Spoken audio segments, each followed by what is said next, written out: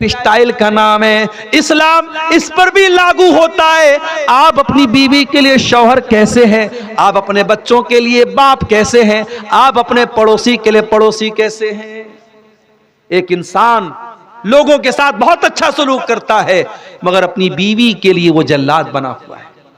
बीवी से ढंग से बात नहीं करता, बीवी को हमेशा गुस्सा दिखाता है, बीवी पर हमेशा रोब झाड़ता रहता है, बीवी को गुलाम बना के रखा है। माफ करना मेरे प्यारे साथियों, मैंने अपने कानों से सुना है, कहने वाले यहां तक कहते हैं औरत पैर की जूती है, उसको कभी सर पे न चढ़ाना और न सर पे चढ़ करके पेशाब कर देगी। ये जुमला मुसलमान कहता है। ओ लोगों, जिस औरत को तुम पैर की जूती करार दे रहे हो, मेरे नबी क्या फरमाते हैं, खैरुकुम li अहलिही व अना खैरुकुम li अहली। ओ लोगों, तुम में सबसे बेहतरीन इंसान वो है जो अपनी बीवी के लिए सबसे अच्छा है, और अल्लाह के प्यारे नबी फरमाते हैं कि मैं अपनी बीवी के लिए सबसे अच्छा हूं। आपकी 9 बीवियां एक साथ रहती थीं, आप उनके नखरे भी उठाते थे, आप उनकी ख्वाहिशात को पूरा भी करते थे, उनका हक भी अदा करते थे, सफर में जाते थे, कुरान अंदाजी करते थे, ड्रॉ करते थे, जिस बीवी का नाम आता था उसको लेके जाते थे। अभी कल एक साहब का फोन आया, कहने मौलवी साहब एक मसला पूछना है। मैंने कहा क्या मसला है? कहा अगर किसी की 2 बीवियां हैं और जिस बीवी के पास उसकी बारी लगी है, मान लीजिए हफ्ते में 2 दिन इस बीवी के पास, 2 दिन उस बीवी के पास उसने बारी लगाई है। अब जिस बीवी के पास वो गया है, वो बीवी अगर पाक नहीं है, पीरियड में है, तो क्या वो अपनी पहली वाली बीवी के पास जा सकता है? मैंने कहा तो बड़ा पेचीदा मसला आपने पूछ लिया भाई। मैंने कहा अच्छा आप ये मसला पूछ रहे हैं कि आपकी 2 हैं? तो कहा कि अल्हम्दुलिल्लाह मौलवी साहब मेरी 2 हैं। तो 2 वाले भी कभी कभी फोन करते हैं। वो तो अच्छा हुआ कि मैं घर पे नहीं था, और हमारी अहलिया तो जल्दी से फोन काट देती है कि 2 वाला क्यों फोन कर रहा है आप। तो अब बीवियां 2 हैं, लेकिन इंसान इस बात की चिंता कर रहा है कि कैसे उनके साथ इंसाफ करें। आज हालात क्या है, एक बीवी वाला भी अपनी बीवी के साथ जुल्म सितम कर रहा है। मेरे अजीजों, ये बीवी नबी अकरम ने अपनी बीवियों के साथ हुस्न सलूक करके ये तालीम दी है कि आप अपनी बीवियों के साथ अच्छा सलूक कीजिए, पक्के मुसलमान बनिए, पूरे मुसलमान बनिए, अपने बच्चों के लिए अच्छे बाप बनिए। ये जो हमारी कौम की बेटियां मुर्तद हो रही हैं, कभी आपने गौर किया ये मुर्तद क्यों हो रही हैं? उसके बहुत सारे असबाब हैं, बहुत सारे कारण हैं, बहुत सारे रीजंस हैं। उसमें एक वजह यह भी है, जिन बच्चियों को घर में प्यार नहीं मिलता, कभी माँ ढंग से बात नहीं करती, कभी बाप मोहब्बत से बात नहीं करता, तो उन लड़कियों को मोबाइल पर कोई जरा सा आई लव यू बोल दे, जरा सा मोहब्बत के चंद जुमले फेंक दे, जरा उनके बालों की तारीफ कर दे, उनके चेहरे की तारीफ कर दे, तो वो लड़कियां लट्टू हो जाती हैं और उनके लिए मोम बन जाती हैं। इसलिए अपनी लड़कियों को ये नाजायज मोहब्बतों के जाल से बचाना है, तो जायज मोहब्बतें उनको दो। अपने अपने बच्चियों से प्यार करो मेरे प्यारे साथियों। हमारे प्यारे नबी सल्लल्लाहु अलैहि वसल्लम अपनी बच्चियों से बहुत प्यार करते थे। 4 बेटियां आपकी थीं, 4 बेटियां आपकी थीं। बड़ी बेटी ज़ैनब थी, उसके बाद रुक़ैया थी, उसके बाद उम्मे कुलसूम थी, और सबसे छोटी बेटी फातिमा थी। हज़रत फातिमा की शादी आपने हज़रत अली से की थी। हज़रत हसन और हुसैन की माँ थी हज़रत फातिमा। जब हज़रत फातिमा कभी नबी के पास आती थी, नबी की ज़िंदगी में 3 बेटियों का इंतकाल हो चुका था, बस यही एक बेटी बची थी, सबसे छोटी बेटी थी, सबसे लाडली बेटी थी। जब ये नबी के पास आती थी, अम्मा आयशा फरमाती है कि अल्लाह के नबी अपनी बेटी का वेलकम करते थे। बेटी को देख करके आज घरों में माहौल ऐसा बन गया है कि घर में बेटी आ जाए तो बहू अपनी नाक मुंह बनाने लगती है कि हमारी ननद आ गई। भाई भी बेचारा धीरे धीरे से किनारे हो जाता है कि बहन आ गई तो बहन के बच्चे भी आ गए, उनको पैसा देना पड़ेगा, सामान देना पड़ेगा। मेरे भाइयों, अगर अल्लाह ने आपको बहन से नवाजा है, इस बहन की मोहब्बत की कदर करो। आज के इस दौर में अगर आपकी बहन वक्त निकाल करके आपके घर आती है, उस बहन के इस रिश्ते की कदर करो, वरना एक जमाना वो आएगा कि तुम तरसोगे। भाई की अलग दुनिया होगी, बहन उनकी अलग दुनिया होगी। अपनी बहनों को भी मेरे भाइयों उनका मान सम्मान दो, उनको प्यार दो, अपनी बेटियों को मान सम्मान दो। बेटियां अगर घर में हैं इज्जत से बात करो। अल्लाह के नबी अपनी बेटियों का इस्तिकबाल, अपनी बेटी का इस्तिकबाल करते थे और खड़े होकर के अपनी बेटी से कहते थे मरहबम बिबनती, ऐ मेरी बेटी तेरा आना मुबारक हो। और अल्लाह के नबी अपनी बेटी का हाथ पकड़ के चूम लेते थे और अपने बगल में, अपने साइड में, अपने बाजू में, अपनी सीट पर अल्लाह के प्यारे नबी अपनी बेटी को बिठाते थे। बेटियों से प्यार करना भी नबी की सुन्नत है, बेटियों से मोहब्बत करना भी नबी की सुन्नत है। और बेटियों को मारना, बेटियों पर जुल्म करना और मां के पेट में बेटियों को कत्ल कर देना, यह मुशरिकों का तरीका है, यह जाहिलियत का तरीका है, यह मोहम्मद अकरम का तरीका नहीं है, यह इस्लाम का तरीका नहीं। इस्लाम हमें एक अच्छा बाप बनने की तालीम भी देता है। अपने बच्चों की तरबियत करो मेरे प्यारे साथी। अभी ट्रेन पर मैं सफर कर रहा था, गैर मुस्लिम लड़के लड़की आपस में बात कर रहे थे। बात निकल गई कि आजकल जो मोहब्बत चल रही है, छोटी छोटी बच्चियां, छोटे छोटे लड़के लड़कियां प्यार मोहब्बत के नाम पे उल्टे सीधे काम कर रहे हैं। तो उस लड़की ने बड़ी पॉइंट की बात बोली, गैर मुस्लिम लड़की थी। उसने अपने साथी से कहा, पता नहीं उसका भाई था या दोस्त था या शौहर था, जो भी था, उसने कहा कि मां बाप को बहुत चौकन्ना रहना पड़ेगा। आज लड़कियों की परवरिश करना है तो मां बाप को बहुत चौकन्ना रहना पड़ेगा। तो उसके साथ जो लड़का था उसने कहा कि अरे भाई, कितना भी कोई नजर रखेगा, लड़की कहां जा रही है, क्या करे, कितना भी नजर रखेगा इंसान अपनी बेटी पर। तो उस लड़की ने कहा कि सिर्फ नजर रखने से काम नहीं चलेगा। आज के दौर में अगर बच्चों को पालना है तो मां बाप को अपना सब कुछ कुर्बान करना पड़ेगा। वो लोग जो चंद पैसे कमाने के लिए अपने बच्चों को छोड़ के बाहर रहते हैं, उनसे कहूंगा भाई कम पैसे कमाओ, अपने बच्चों को टाइम दो। एक वक्त आएगा जब तुम्हारे पास पैसा तो होगा मगर बच्चे नहीं होंगे। आज अपने परिवार को छोड़ के कोई दुबई में काम कर रहा है, कोई सऊदी में काम कर रहा है, और क्या जिंदगी है, कुत्तों की जिंदगी है मेरे साथी, जानवरों की जिंदगी है। यहां तो इंसान बड़े खुशी के साथ कहता था मेरे भाई तो सऊदी में काम करते हैं, जाके मैंने देखा है वो फैमिली क्वार्टर कैसे हैं, उनके रहने, वो जो ड्राइवर का काम करते हैं सऊदी वगैरह में, छोटे से कमरे हैं बेचारे, उसी में वो रहते हैं, उसी में किनारे लेटरिन बना हुआ है, छोटे से कमरे में पूरी जिंदगी गुजारना है। मैडम का फोन आ गया, मालिक का फोन रात में 2 बजे आया तो वो ना नहीं कर सकता, ना करेगा तो जल्दी से पासपोर्ट पर स्टाम्प लगा के फौरन एयरपोर्ट भेज दिया, जाओ वापस जाओ, अपने इंडिया चले जाओ। कोई जिंदगी है? मैं कहता हूं कम खाओ, अपने बच्चों को बाप का प्यार तो दे दो मेरे साथी। कितनी औरतें बेचारी रोती हैं, मसला पूछती हैं, मौलवी साहब मेरा शौहर 2 साल से बाहर है, 3 साल से दुबई में है, मैं शादीशुदा औरत अकेली रहूं, कैसे रहूं? समाज कहता है कि औरतें रह लेती हैं, औरतें जरूर रह लेती हैं मगर घुट घुट के रहती हैं। और उसमें बहुत सारी ऐसी औरतें भी हैं, घर में ज्वाइंट फैमिली सिस्टम है, देवर भी रहता है, जेठ भी रहता है, कजिन्स भी रहते हैं, शौहर बाहर रह रहा है, कितने घरों में हराम रिश्ते पनपते हैं। ऐसी नौकरी, ऐसा काम जिसमें आप अपनी फैमिली को टाइम न दे सकें। मेरे प्यारे साथियों, अपने परिवार से दूर रहकर 2-2 साल तक अपने बच्चों से दूर रह करके काम करना पड़े, ऐसा काम करना ठीक नहीं है मेरे प्यारे साथी।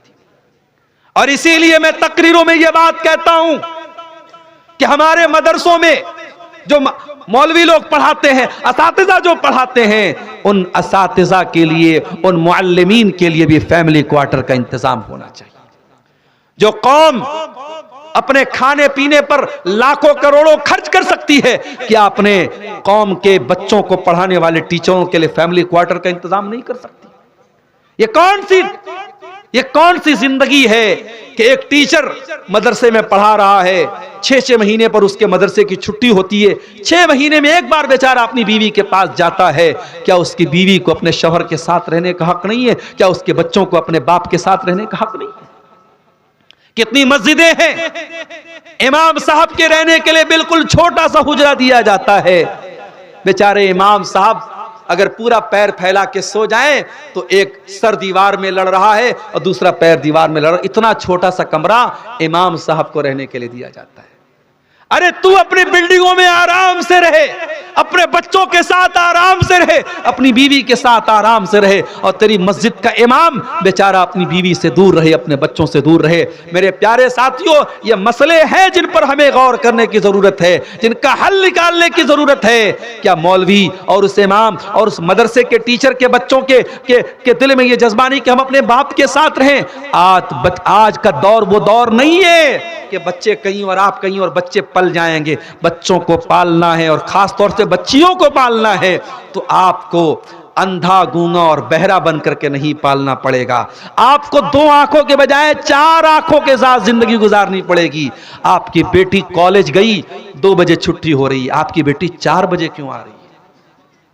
आपने बेटी को 15,000 का मोबाइल दिलाया, बेटी के पास 60-70 हजार का आईफोन कहां से आया? बेटी के मोबाइल पर 800 रुपए का रिचार्ज किसने कराया? क्या आपकी जिम्मेदारी नहीं है ये जानने की? आप अंधे बन गए, आप गूंगे बन गए, आप बहरे बन गए।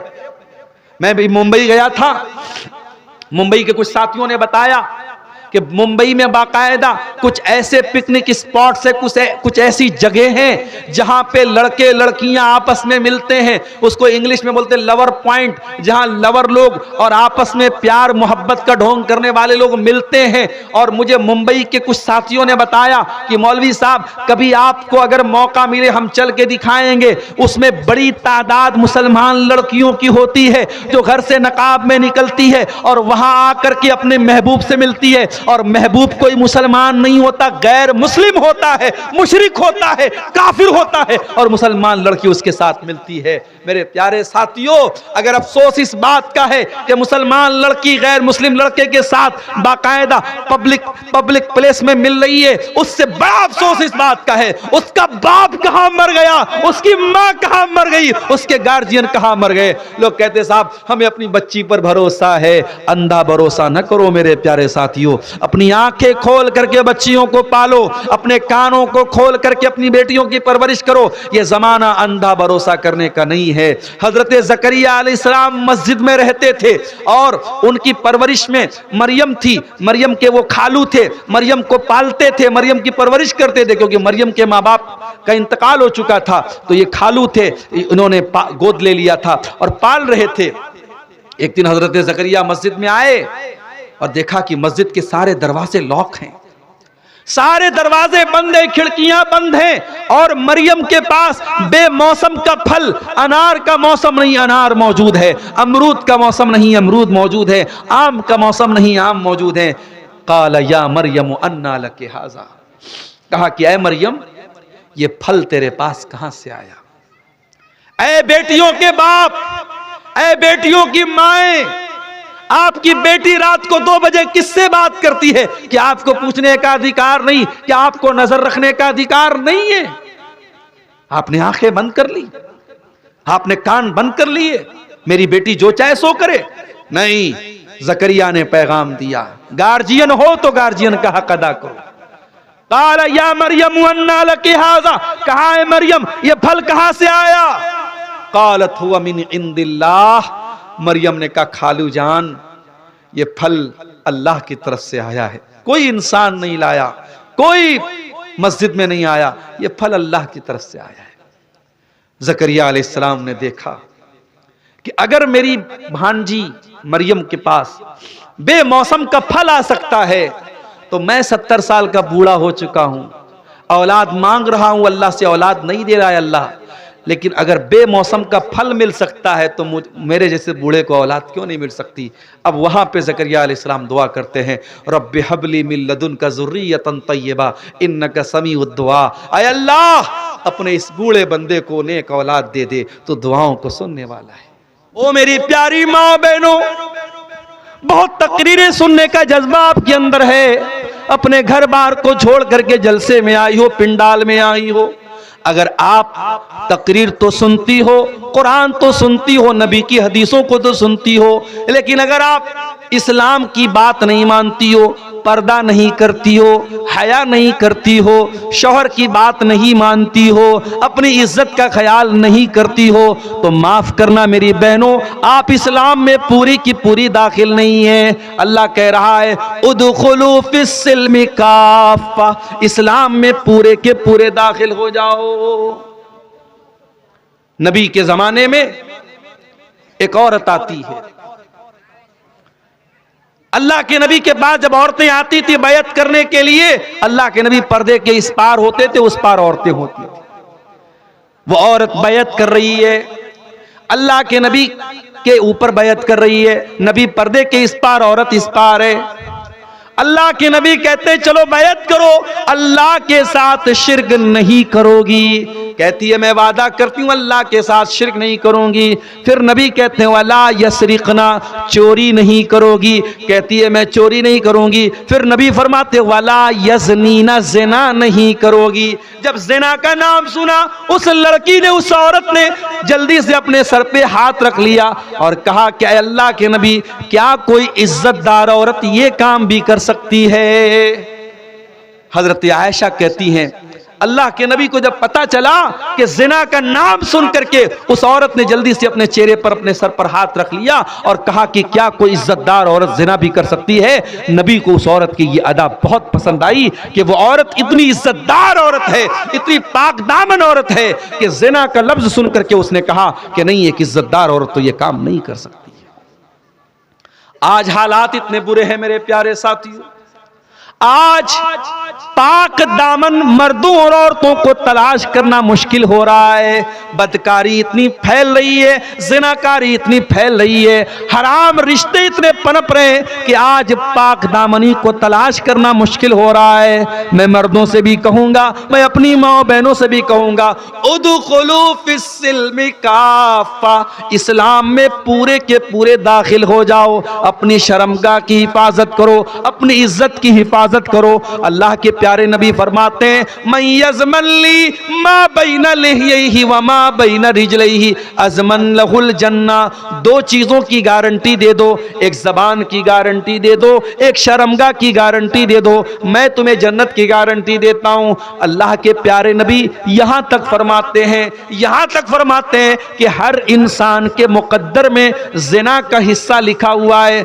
आंखों से गंदी चीज को देखना आंखों का जिना है, जबान से गंदी बातें निकालना जबान का जिना है, कानों से गंदी चीजों को सुनना ये कानों का जिना है, हाथों से गलत चीजों को टच करना ये हाथों का जिना है, और पैर से गलत चीज की तरफ चल के जाना ये पैर का जिना है। यानी हर इंसान कोई हाथ का जिना कर रहा है, कोई पैर का कर रहा है, कोई आंखों का कर रहा है। अल्लाह के नबी ने फरमाया इब्ने आदम के मुकद्दर में जितना लिखा है उतना वो जिना कर रहा है। और जब इंसान अपनी आंखों की हिफाजत नहीं करता, हाथों की हिफाजत नहीं करता, कानों की हिफाजत नहीं करता, तो अल्लाह के नबी कहते हैं वल क़ल्बु यहवा व यतमन्ना, फिर दिल में गंदे ख्यालात पैदा होते हैं, गंदी ख्वाहिशात पैदा होती है, और फिर शर्मगाह उसकी तस्दीक करती है या उसको झुटला देती है। यानी अगर आपने अपने आप को आंखों के जिना से नहीं बचाया, कानों के जिना से नहीं बचाया, जबान के जिना से नहीं बचाया, तो असल जिना से बचाना भी मुश्किल हो जाएगा।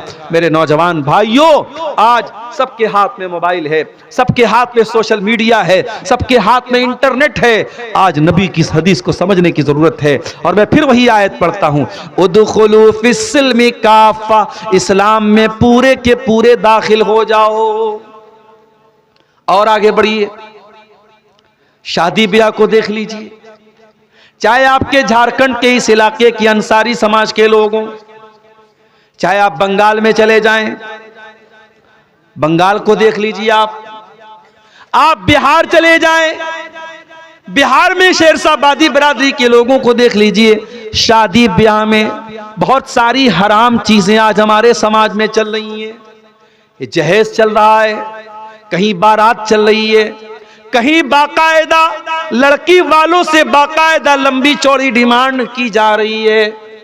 हमारे एक साथी हैं, हमारे साथ टीचर हैं, बिहार के रहने वाले हैं, 8-9 लड़कियां हैं उनकी, बेचारे पूरी उम्र उनकी गुजर, अभी रिटायर होने वाले 2-3 साल में, अभी भी कई लड़कियों की शादी बाकी है।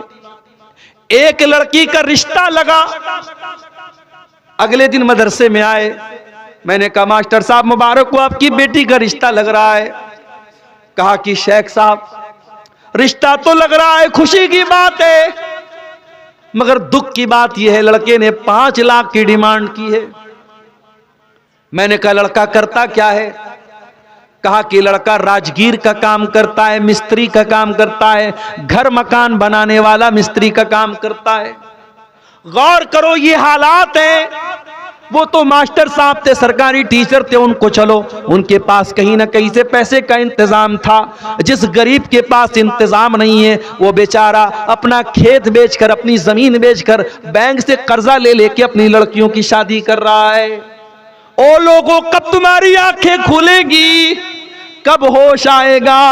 पानी सर से ऊपर जा चुका है। आज इन रस्मों की वजह से कितने गरीब हैं जो अपनी बेटियों की शादी नहीं कर पा रहे हैं। उनकी जवान बेटियां जवानी की दहलीज को पार कर रही हैं। अल्लाह न करे, अल्लाह न करे अगर उन लड़कियों के कदम बह गए, उन लड़कियों ने गलत रास्ता चुन लिया, मेरे प्यारे भाइयों, वो लड़कियां तो गुनहगार होंगी, मगर उसका जिम्मेदार कौन होगा?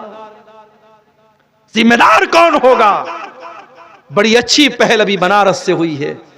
बनारस में अंसारी समाज में एक तंजीम चलती है, बुनकर बिरादराना तंजीम उसको बोलते हैं। उस तंजीम ने अभी एक ऐलान किया है कि कोई जहेज नहीं लिया जाएगा।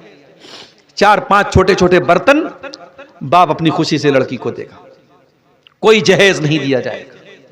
शादी के मौके पर सिर्फ 5 जोड़ा कपड़ा दिया जाएगा, उससे ज्यादा नहीं। बारात नहीं जाएगी। शादी में वलीमा में भी एक तरह का खाना होगा, एक से ज्यादा नहीं होगा। हालांकि अभी ये सारी मीटिंग हुई है, सारा कानून पास हुआ है, अमल हो तो बड़ी बात है, लेकिन ये मीटिंग होना और इस तरीके का कानून बनना ये भी बहुत बड़ी बात है। मैं स्वागत करता हूं इस तरीके की पहल का, और मैं चाहता हूं कि बनारस से निकलने वाली ये आवाज आपके झारखंड, गोड्डा, साहेबगंज और आपके इस इलाके में भी उस पर अमल हो, और यहां भी हमारे जो चाहे अंसारी समाज के लोग या और दूसरी बिरादरी के लोग हों, अपने शादी ब्याह को मेरे साथियों आसान करो। या अय्युहल्लज़ीना आमनु दुखुलू फिस्सिल्मि काफ़ा, ऐ ईमान वालो इस्लाम में पूरे के पूरे दाखिल हो जाओ। जिस इस्लाम को तुम फॉलो करते हो, अगर वो इस्लाम तुमको नमाज पढ़ने का तरीका बताता है, रोजा रखने का तरीका बताता है, ज़कात का हुक्म बताता है, हज का तरीका बताता है, तो वो इस्लाम आपको शादी ब्याह करने का तरीका भी बताता है। नबी की हदीसों में आपको निकाह का चैप्टर भी मिलेगा, नबी की हदीसों में मेहर का बयान मिलेगा, नबी की हदीसों में वलीमा का बयान मिलेगा, लेकिन नबी की कहीं भी हदीसों में आपको जहेज का बयान नहीं मिलेगा, बारात का बयान नहीं मिलेगा। ये जहेज, ये बारात, ये रस्मो रिवाज जिनकी वजह से आज जीना हराम है समाज का, अल्लाह के वास्ते मेरे प्यारे साथियों इन रस्मों को छोड़ दो। और नौजवानों से कहना चाहता हूं, जरा गट्स पैदा करो, जरा हिम्मत पैदा करो। अपने बाप से जाके कह दो, अपनी मां से जाके कह दो कि ऐ मेरी मां, मैं कोई जहेज नहीं लूंगा, मैं सिंपल तरीके से, सुन्नत तरीके से शादी करूंगा। मेरे साथियों इंशाअल्लाह मैं पूरे यकीन के साथ कहता हूं, हो सकता है वक्ती तौर पर तुम्हें कुछ तकलीफ हो सकता है वक्ती तौर पर तुम्हें लगे यार सब लोग ले रहे हैं, मैं क्यों नहीं ले रहा हूं, मगर आगे चल करके आप एहसास करेंगे अल्लाह उस निकाह में बरकत अता करेगा मेरे प्यारे साथी। और आगे बढ़िए, एक आदमी 5 टाइम की नमाज पढ़ता है, मस्जिद से बाहर निकलता है, जब मार्केट में बिजनेस करने जाता है, मस्जिद में 5 टाइम की नमाजें पढ़ने वाला और रातों में तहज्जुद की नमाज भी पढ़ने वाला, जब मार्केट में दुकान पर बैठता है, जब बिजनेस करता है, वहां झूठ भी बोलता है, वहां वादा खिलाफी भी करता है, वहां कस्टमर के साथ फ्रॉड भी करता है, वहां वो हराम तरीके भी अपनाता है। ऐ मेरे भाइयों, तुम कारोबार में, अपने बिजनेस में ये क्यों भूल गए कि तुम मुसलमान हो? जिस दीन को तुम मानते हो, जिस मजहब को तुम मानते हो, वो मजहब तुम्हें कारोबार करना भी सिखाता है, वो मजहब तुम्हें बिजनेस करना भी बताता है। क्या नबी ने आपको बिजनेस करने का तरीका नहीं बताया? अल्लाह के प्यारे नबी फरमाते हैं, अल बय्यान बिल खियारी मालम यतफर्रका फ़इन सदका व बय्यना बुरिका लहुमा फी बैहिमा। जब एक आदमी सामान खरीदता है, एक आदमी सामान बेचता है, अगर दोनों सच बोलते हैं अल्लाह उनके कारोबार में बरकत पैदा करता है। व इन कज़बा व कतमा, और अगर दोनों झूठ बोलते हैं, मुहिक़त बरकत बैहिमा, अल्लाह उनके कारोबार की बरकत को छीन लेता है।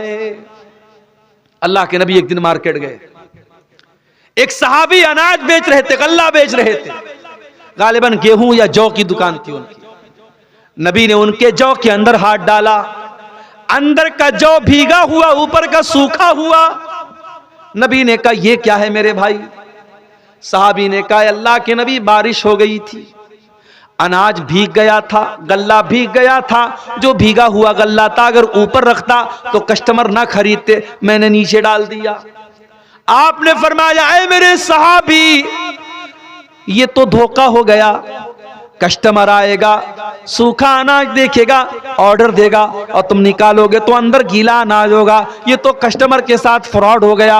ऐ मेरे सहाबी, मन गश्शना फलैसा मिन्ना, जो कस्टमर को धोखा दे रहा है, जो खरीदार को धोखा दे रहा है, वो हम में से नहीं है। धोखाधड़ी करने वाला हम में से नहीं है। ओ लोगों, आपके नबी ने आपको कारोबार करने का तरीका भी बताया है, जरा पता तो करो। मसला ये है, आज की दुनिया का इंसान पैसा कमाने के लिए बेचैन बना है। पैसा कैसे भी आना चाहिए, हलाल तरीके से आ रहा है या हराम तरीके से आ रहा है, धोखाधड़ी करके आ रहा है, झूठ बोल करके आ रहा है, 420 करके आ रहा है, इससे मतलब नहीं है। अल्लाह के नबी ने फरमाया था कयामत के पहले कैसा दौर आएगा, याती अलन्नासी ज़मानुन ला युबालिल मरउ मिन ऐना खज़ल माल, इंसान परवाह नहीं करेगा। आपके इसी इलाके में बंधन बैंक, बंधन लोन की शक्ल में औरतों को लोन दिया जा रहा है और बाकायदा इंटरेस्ट पर लोन दिया जा रहा है, और घर की औरतों को इन्वॉल्व करके लोन दिया जा रहा है, और चंद पैसों के लिए, ज्यादा बड़ा अमाउंट नहीं, 5,000, 10,000, 20,000 का अमाउंट बैंक के जरिए इंटरेस्ट पर, ब्याज पर आज मुसलमान ले रहा है। मेरे भाइयों, जिस मुसलमानों के समाज में लाखों करोड़ों रुपए लोग अपने फालतू के शौक पर उड़ा देते हैं, काश हम कोई संस्था ऐसी बनाते, कोई इदारा ऐसा बनाते, कोई यूनिट ऐसी बनाते। हमारा कोई गरीब भाई है, उसको पैसे की जरूरत है, हम कोई ऐसा सिस्टम बनाते, आ मेरे भाई हम तुझे कर्जा देंगे और इसको कोऑपरेटिव बुनियाद पर देंगे, हम तुझे बगैर इंटरेस्ट के कर्जा देंगे, तू धीरे धीरे करके हमारा कर्जा भर देना। ऐसा कोई सिस्टम हम बनाते तो हमारी बहुत सारी कौम के लोग आज ब्याज से बच जाते। ये ब्याज इतनी खतरनाक चीज है, मेरे प्यारे नबी ने फरमाया कि अल्लाह की लानत हो ब्याज खाने वाले पर। ब्याज, मेरे अजीजों, ज़करिया अलैहिस्सलाम ने हमें और आपको पैगाम दिया, एक जिम्मेदार बाप बनो, एक जिम्मेदार माँ बनो। और अपनी माँ से कहना चाहूंगा, आखिरी बात बयान करके बात खत्म कर रहा हूं, अपनी माँ से एक बात कहना चाहूंगा। आपने वो हदीस बहुत सुनी होगी, माँ के पैरों के नीचे जन्नत है, वो हदीस आपने बहुत सुनी होगी, बाप जन्नत का दरवाजा है। आज अब्दुल गफ्फार सलफी के मुंह से एक और हदीस सुन लो, जो माएँ है वो भी दिल थाम के सुने और जो बाप है वो भी कलेजा थाम के सुने। अल्लाह के नबी फरमाते हैं, मा मिन अब्दिन यस्तरईहिल्लाहु रईयतन सुम्मा यमूत यौम यमूत व हुवा गाशुन लिरईयतिही इल्ला हर्रमल्लाहु अलैहिल जन्नह। अल्लाह के नबी फरमाते हैं सल्लल्लाहु अलैहि वसल्लम कि अगर अल्लाह ताला ने आपके कंधे पर कोई जिम्मेदारी डाली है, आपके कंधे पर कोई जिम्मेदारी डाली, ओ जमीयत के ओहदे के हासिल करने के लिए लड़ने वालों, ओ मस्जिद का मुतवल्ली बनने के लिए लड़ने वालों, ओ मदरसे का नाजिम बनने के लिए लड़ने वालों, आओ जरा नबी की हदीस सुन लो। अगर अल्लाह ने आपके कंधे पर कोई जिम्मेदारी डाली है और आपने अपनी जिम्मेदारी का हक अदा नहीं किया, अगर आपने अपनी जिम्मेदारी को सही तरीके से पूरा नहीं किया और उसी हाल में मर गए, जन्नत हराम हो जाएगी आपके लिए, जन्नत हराम हो जाएगी उस इंसान के लिए। इसीलिए सहाबा भागते थे जिम्मेदारियों से, ये जिम्मेदारी जिसको मिल जाए उसको जवाब देना पड़ेगा अल्लाह के यहाँ। ऐ लड़कियों के बाप, ऐ लड़कों के बाप, तू बाप है तो तेरे कंधे पर जिम्मेदारी है तेरी औलाद, तेरे कंधे पर जिम्मेदारी है तेरी औलाद। ऐ मेरी माँ बहनों, अल्लाह ने आपके आंगन में बच्चों की किलकारियों को गूंजने की तौफीक दी है तो बहुत बड़ी नेमत है। अरे जिन औरतों के गोद में बच्चा नहीं होता, समाज ताना मार मार के उस औरत को बीमार कर देता है। अरे ये तो बांझ है, ये तो बांझ है, इसको तो औलाद नहीं हुई, 2 साल हो गया, 10 साल हो गया, इसको समाज ताना मार मार के उस औरत को बीमार कर देता है, मरीज बना देता है। अगर अल्लाह ने आपको औलाद दिया है, मेरी माँ ये औलाद बहुत बड़ी नेमत भी है और बहुत बड़ी जिम्मेदारी भी है। इस जिम्मेदारी का हक अदा करो। एक जिम्मेदार माँ बनो, एक जिम्मेदार बाप बनो। मैं ऐसे बापों को जानता हूं जो रात में तहज्जुद पढ़ते हैं मगर बेटा फजर भी नहीं पढ़ता, बेटा एक टाइम की नमाज नहीं पढ़ता और बेटे से कभी कहते भी नहीं कि बेटा तू नमाज पढ़। मैं ऐसी माओं को जानता हूं जो रातों में तहज्जुद पढ़ती हैं और वो माँ बैठ करके तहज्जुद पढ़ रही है और बेटी किनारे अपने बॉयफ्रेंड से बातें कर रही है। मेरी माओ और बहनों, ये माहौल नहीं चलेगा, ये लापरवाही नहीं चलेगी। अंधी गूंगी और बहरी बनकर के जिंदगी मत गुजारो। अपनी आंखें, कान, दिल, दिमाग सब खोल करके जिंदगी गुजारो और एक जिम्मेदार माँ बाप बनो। ये चंद बातें थी मेरे प्यारे साथियों, इस हवाले से कि हम इस्लाम में पूरे के पूरे दाखिल हो जाएं। शबे बारात की असलियत क्या है? क्या हम शबे बारात मना सकते हैं? ये एक सवाल आया है। देखिए, एक बात समझ लीजिए, इस्लाम में कोई शबे बारात नहीं है। शबे बारात असल में बराअत है। बरात का मतलब नजात। 15 शाबान की रात को बहुत सारे लोग शबे बारात कहते हैं या लैलतुल बारात कहते हैं और ये अकीदा रखा जाता है कि आज की रात अल्लाह ताला जहन्नम से आजाद करता है। मगर 15 शाबान की रात के बारे में कोई भी सही हदीस मौजूद नहीं है, न नबी से कोई खास अमल मौजूद है। इसलिए 15 शाबान को आप कोई अलग से इबादत नहीं करेंगे, न उस दिन अलग से कोई रोजा रखेंगे। हाँ, शाबान के महीने में आप कसरत से रोजा रख सकते हैं। अल्लाह के प्यारे नबी अक्सर शाबान में रोजा रखते थे। बल्कि जिन औरतों के रोजे छूटे हुए हैं, जो औरतों के नेचुरल रोजे छूटे रहते हैं, उनको भी चाहिए कि शाबान में वो जल्दी से पूरा कर लें ताकि अगले रमजान में फिर पुराना रोजा बाकी ना रहे। जो भी पिछले साल का रोजा बाकी है शाबान में औरतें पूरा कर ले तो बेहतर है, क्योंकि अल्लाह के नबी सल्लल्लाहु अलैहि वसल्लम अक्सर शाबान में रोजा रखते थे और अम्मा आयशा भी इसी महीने में रोजा रखती थी ताकि उनके रोजे की कज़ा पूरी हो जाए। तो बहरहाल शबे बारात की कोई असलियत नहीं है, इसके ताल्लुक से कोई भी सही हदीस मौजूद नहीं है। अल्लाह ताला हम सबको नेक अमल और अच्छी समझ की तौफीक अता फरमाए। आमीन व आखिर दावाना अल्हम्दुलिल्लाहि रब्बिल आलमीन वस्सलामु अलैकुम व रहमतुल्लाहि व बरकातहू।